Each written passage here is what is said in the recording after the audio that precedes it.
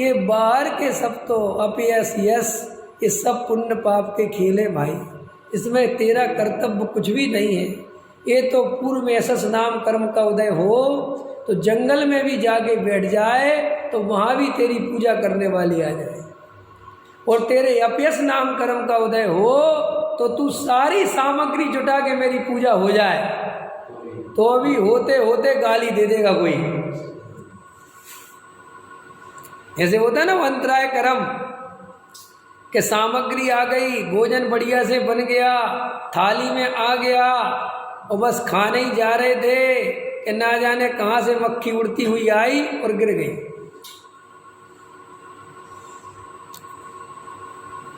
ये मत सोचा करो कि तुम्हारे अनुसार काम हो रहा है, हो तो रहा है वस्तु व्यवस्था के अनुसार, हो तो रहा है निमित्त की तरफ से पुण्य पाप के अनुसार। तुझे ऐसा लगता है कि तेरी चालाकी से हो रहा है, कोई चालाकी वालाकी काम नहीं आती भाई। हमारे पूज्य गुरुदेव श्री ने कोई चालाकी नहीं करी और युग पुरुष बन गए, और कई लोग रात दिन चालाकी कर रहे कि युग पुरुष नहीं तो कुछ घंटे के पुरुष बन जाएं।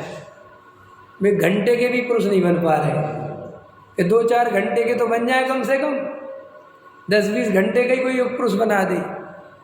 और पूज्य गुरुदेव शांत होकर बैठे रहे सोनगढ़ में, जहाँ जंगल था, समझ में आया, और बैठे रहे समय सार सुनाते रहे।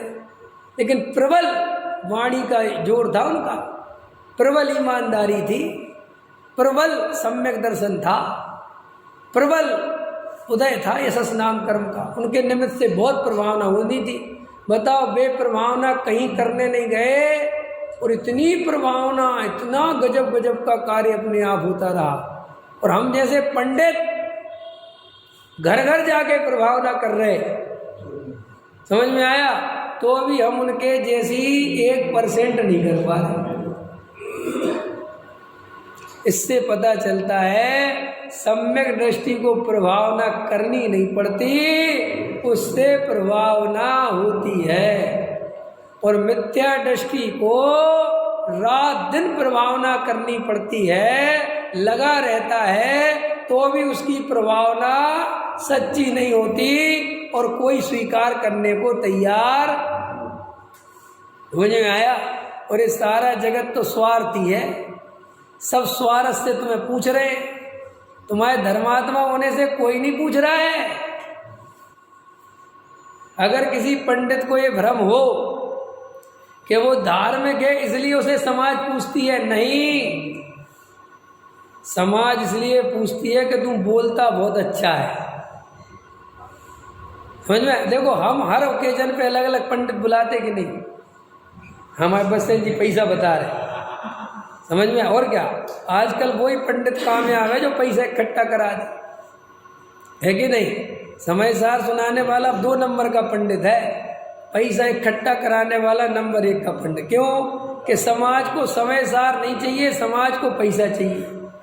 अब पैसा चाहिए तो वो कहते हैं विवेक कहाँ से पैसा कराएगा, ये तो उल्टा दे रहे होंगे तो मना और कर देगा।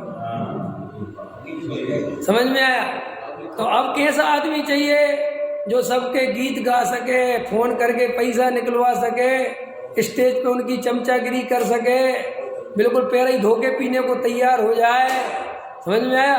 तो ऐसे आदमी को वो कहते भैया जी बहुत काम, ये कोई जगत का स्वरूप ऐसा ही है, माने कोई हमारे यहाँ की बात नहीं है। अरे समाज संत साधुओं को नहीं छोड़ती भाई साहब, नग्न दिगंबर साधु को नहीं छोड़ती। जो साधु चौमासे में 4 करोड़ रुपए इकट्ठे करवाने की दम रखता है, उसको लेने वाले 50,000 आदमी पहुँचते हैं। और जो साधु 2,000 रुपये भी जिसके न आवे, उस बेचारा वो बैठे बैठे सोच रहा है कि कोई तो आ जाए, कहीं तो खो जाए। ये है जगत का सुख। इसलिए पाखंडियों का काफिला बढ़ता चला जा रहा है। समझ में आया कि नहीं आया है। सुनो भाई साहब, कुछ नहीं रखा, मुफ्त में नरक निगोद की तैयारी है, बहुत चला जाने। जिसे तू होशियार समझ रहा है, समय सार बेचने लगे, इससे बड़ा पाप कुछ भी नहीं है।